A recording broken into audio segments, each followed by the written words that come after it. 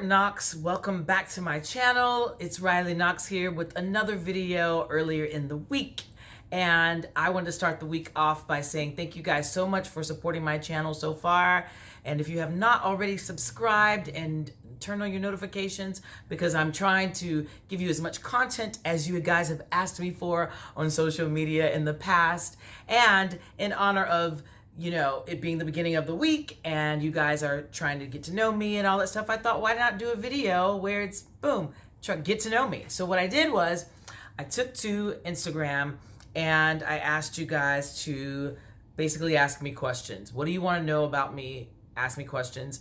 And boy, did you guys ask me questions, because I got a whole big list here of questions that you guys have asked me that I'm going to answer right here. And it's just an effort for you guys to get to know me and know what I'm about, and just a little bit insight into who I am as a person, not just as an entertainer, but also just Riley Knoxx the person. So here we go. So I'm going to start with, I'm answering all of them, by the way. So I didn't skip any questions. So if there was any that was kind of tough for me to answer, I'm going to answer them. But I'm going to try to make it fast because I don't want this video to be too long, because there was a lot of questions. All right. Starting off, what's my zodiac sign? My zodiac sign is Taurus.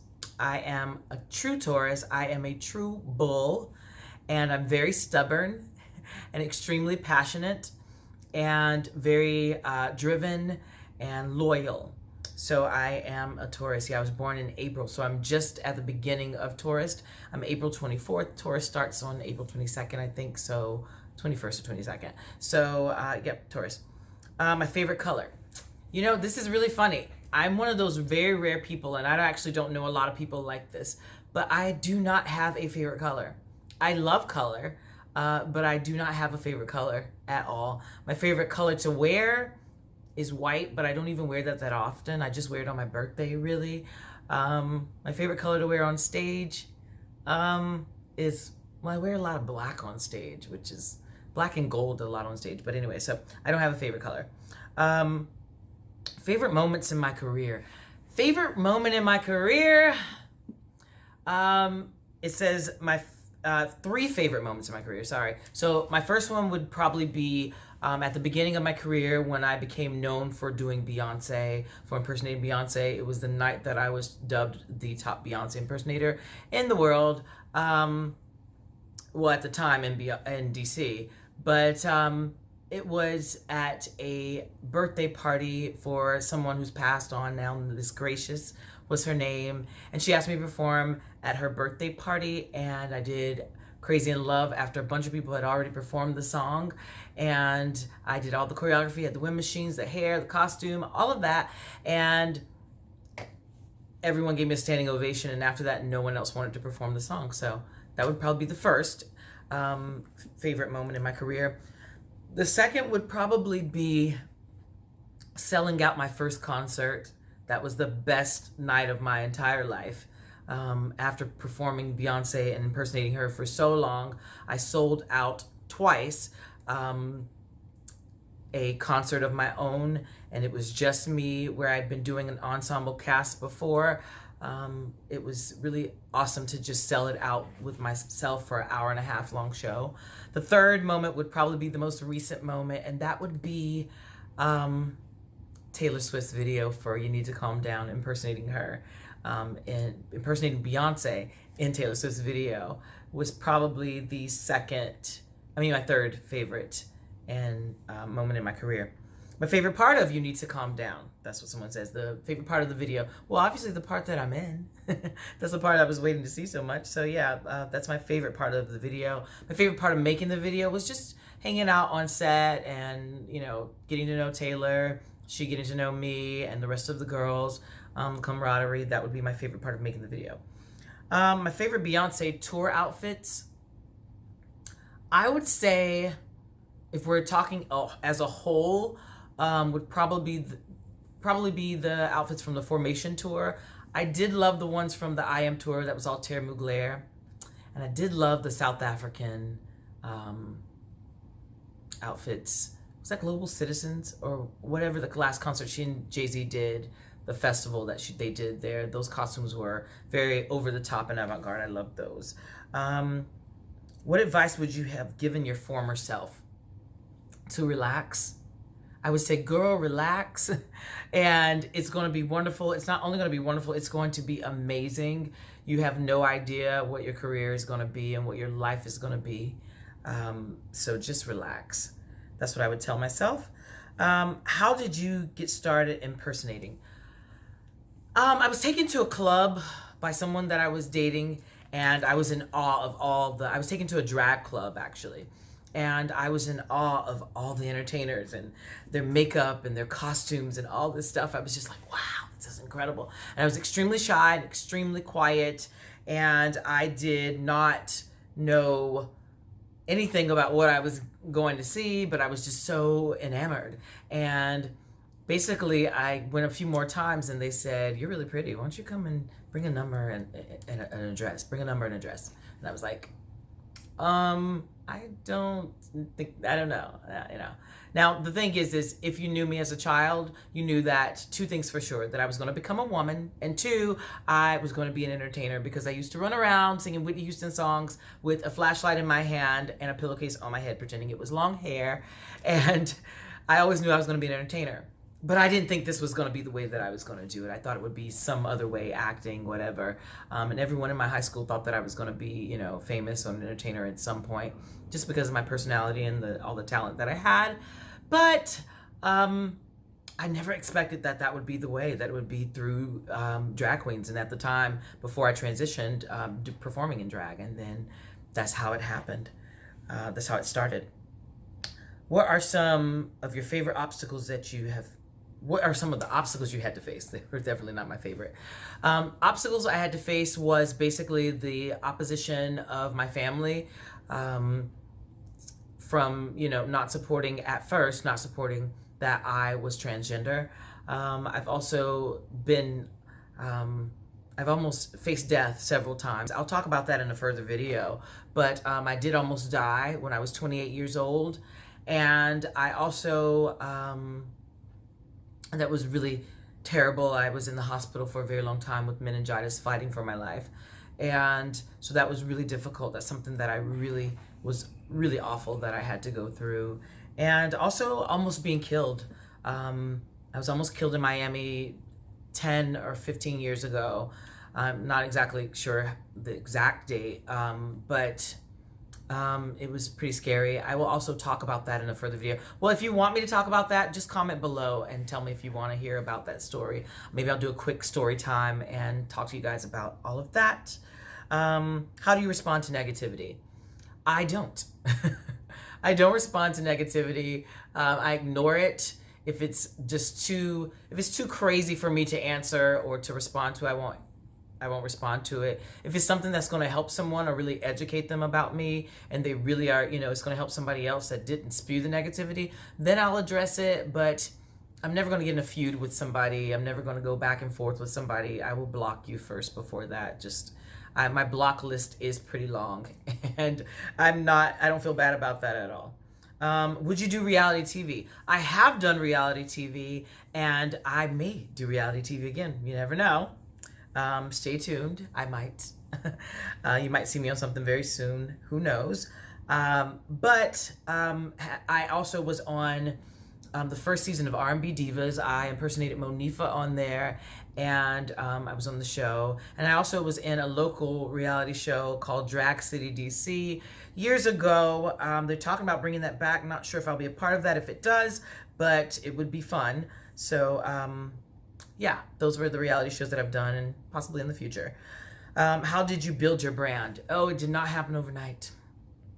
No, nothing great happens overnight, but it took a lot for me to basically realize that I had a brand, first of all, and then honing in on what that was. Before, I used to impersonate several people, and then I realized that my niche was impersonating Beyonce, and that's really all people ever came to see me do anyway. So I had to, you know, figure out what that one thing was that I had that was special and that I could do, and then build upon that. And I'm still adding to it. I'm still building my brand, and still, you know, working on it constantly. And even with just starting my YouTube channel, that, you know, that's also an extension of my brand. Can you sing? Yes, I can sing. Yes, I have sang. And yes, I do sing. I have songs on iTunes. The introduction to my YouTube channel is actually the instrumental to one of my songs called Turn Me On. And it's also here on my channel, the video for Turn Me On, a live video of that also, featuring Richie Sky. And I also have another song that was written about Richie Sky that is called Beat Controller, because he was a DJ. And so the song was called Beat Controller. So yes, and also while I'm performing, you guys think that I'm lip syncing to Beyonce. No, I'm not just lip syncing to Beyonce. I'm also singing along also. So a lot of people don't realize that until I'm like, if I go into the audience, you sometimes hear me and people are like, oh my God, I heard you can sing. So yeah.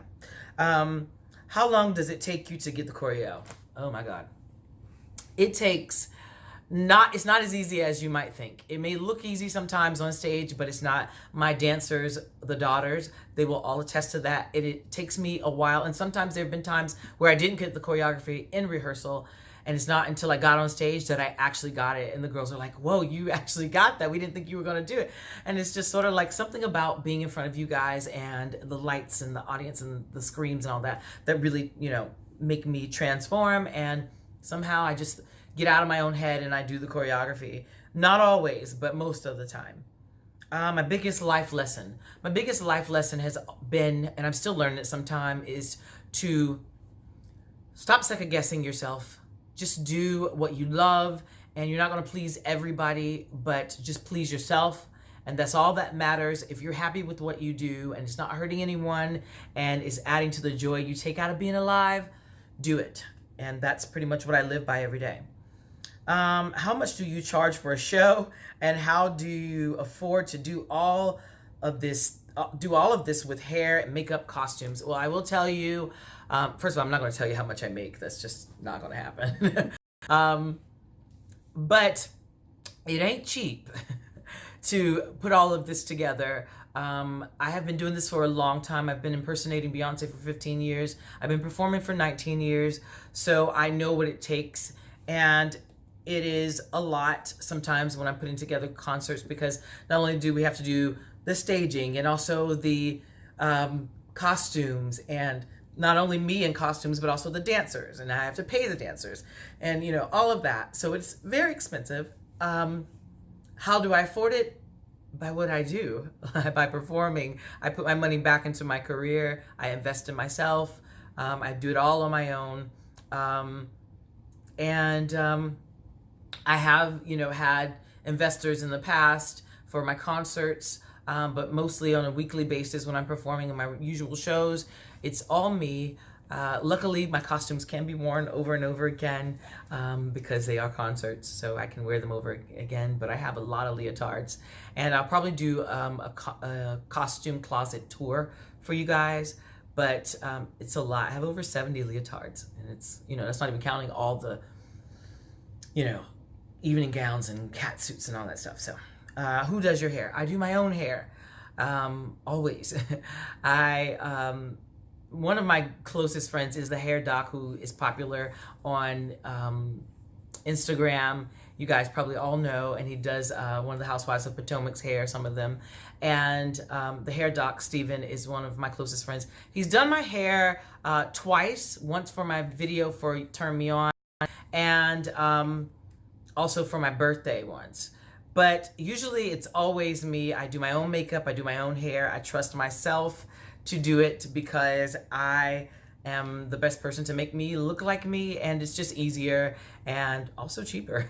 But I also used to be a makeup artist, and I just happen to be good at doing my own hair, and that's who does it. Have you ever met Beyonce? This is the most asked question I get. And I think I get probably annoyed by the question simply because I have answered it so many times in interviews and all over the place. Yes, I have met Beyonce. I've met her 3 times. I will talk about that in another video probably, but I'll probably go into detail to what it was like. But it is something that was very personal to me. I've never released the photos. I've never done any of that. but I have met her, and it's great to have her blessing for what I do. I know she has watched some of my videos, but she's never watched me in person, but the day that happens, I'll probably faint. So, what inspired you to overcome adversity, to be the woman that you are today? Honestly, you guys inspired me. You guys kept me going, honestly. I would be lying if I didn't say that I rely on my friends a lot and rely on the love from my fans. You guys push me and keep me going. As much as I'm giving you on stage, you guys give me something also. It's like therapy for me, honestly, performing. That's what has kept me going, really. And, I've had to overcome a lot of adversity, but, it's all been worth it in the end, and I wouldn't change it. I'd do it all over the same. What makes you roll your eyes every time you hear it? What makes me roll my eyes every time I hear it? Probably should have thought about this question because I can't really think of anything right now. I don't get annoyed very easily. I will tell you this. I roll my eyes every time. This is good. I roll my eyes every single time I hear the words that I hate the most in the English language. I can't stand the word moist, supple, smegma. If you don't know what smegma is, I'm not going to tell you. Google it. Ointment, supple, sebaceous. I hate those words. And I hate the word fortitude. I can't stand those words. So when I hear them and someone's just casually saying something is moist in, just in a conversation, I go, ugh, I cringe a little bit inside. Is this something you always wanted to do or had another dream? No. This is not something that I will say I always wanted to be an entertainer. I always believed that I would be an entertainer. Didn't know how it was going to happen. But I always thought that I would probably just end up being an interior designer or an architect. And I was an interior designer at one point, but traded that in to become a performer full time. I still am obsessed with interior design. One day I'll probably show you guys my home, not just yet for security reasons, just for me. And also I'm just in the process of redecorating, so I haven't shown anybody. But yeah, I never thought that this was something that I was going to do. It was something I wanted to do, but I didn't know how it was going to come about. Will you talk about your transition on YouTube? Yes, I will do a whole video breaking down my transition, how I started, what it was like when I first started, because obviously I transitioned 15 years ago, which was a totally different time. And I grew up a little bit at a time when it was not okay to be transgender, and I was oppressed a lot. I was persecuted a lot. So I will go through that. I will definitely talk about that here on YouTube. And I'm glad you guys want to hear about that, because that's something I would definitely love to talk about. Is a European tour planned? It's not planned just yet, but it is something that I would absolutely love to do. And I can't wait to meet all my European fans, and I definitely want to do that. My favorite food. A lot of you know that I am pescatarian. The reason I'm not full vegan is because my favorite food is seafood. So I cannot give up seafood, therefore I am pescatarian. Love seafood. I love all seafood. There's not one thing in seafood that I don't like. I love oysters. I love lobster, crabs, shrimp. I have shrimp a lot. I just had a big seafood platter yesterday. Love it so much. Love seafood. And I don't have one particular place that I love it from. I love it. What was your dream career as a child? My dream career as a child was, here's the problem. When you're a kid, no one tells you, people always ask you what you want to be when you grow up, but no one tells you that you don't have to just be one thing. No one says to you that you can do it all and try it all. And it wasn't until I got about 23 years old that I realized I could do everything that I wanted to do. So I wanted to be an entertainer. I wanted to be an architect. I wanted to be an interior designer. I wanted to do something in fashion. And yeah, so it wasn't until I got older that I realized, and then I realized that I was doing three things at one time. I was a makeup artist, interior designer, and performing at the same time. And it was sort of like, oh.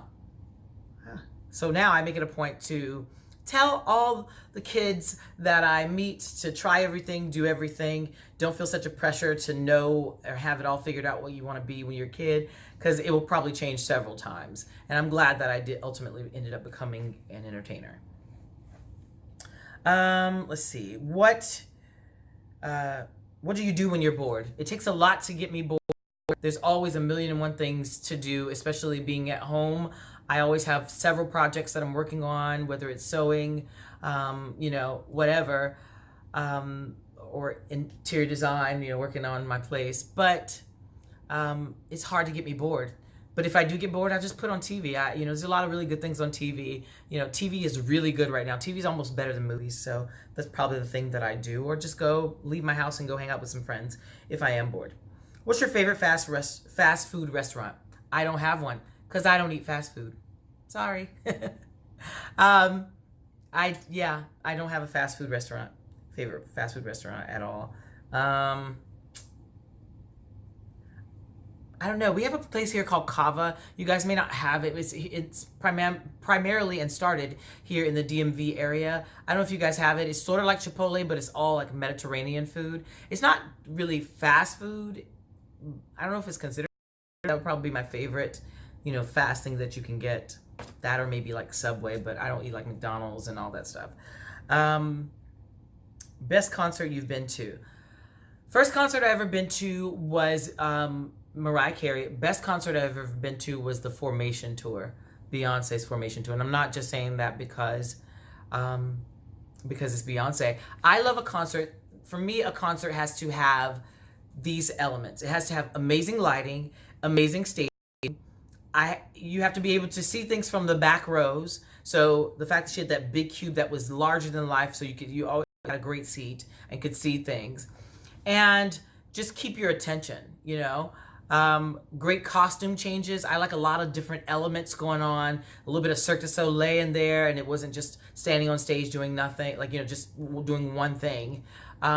That would be, elements of a favorite concert for me, a typical concert for me. So Beyonce's Formation is my favorite concert of all time. Other favorite musical artist. My other favorite musical artists are George Michael was a big one for me. Loved his voice, loved his control, loved everything about him. I am obsessed with Sabrina Claudio. I love her music. I listen to her music to relax. I listen to her music to make love.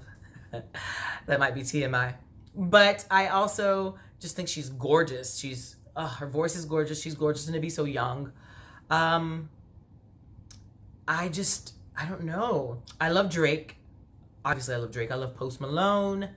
And I have so many more that I'm just not thinking of off the top of my head. And the last question here is, where does Riley go from here? This is a good question. This was actually the last question. Where does Riley go from here? You know what? The sky is the limit. I don't limit myself. I really just feel like, I plan to die working towards something amazing. And I've got a lot of things that I want to share with you guys, a lot of the things I want to do, a lot of the content here. I'm working on building this YouTube channel, so that's a big thing for me. But really, there's no limitation. I try everything. I'm good at a lot of different things. People always ask, well, what can you not do? Like, you can do so much. You sew, you build, you perform, you do all these different things. What can you not do? And I always say the one thing I can't do is give birth. So, that's about it. So I really just don't limit myself. So in the future, I hope to share so much more with you guys. And I really, really thank you guys for watching. Thank you for subscribing. If you have not subscribed already, click the subscribe button, turn on the notification bell, and I will see you in the next video. Thank you so much.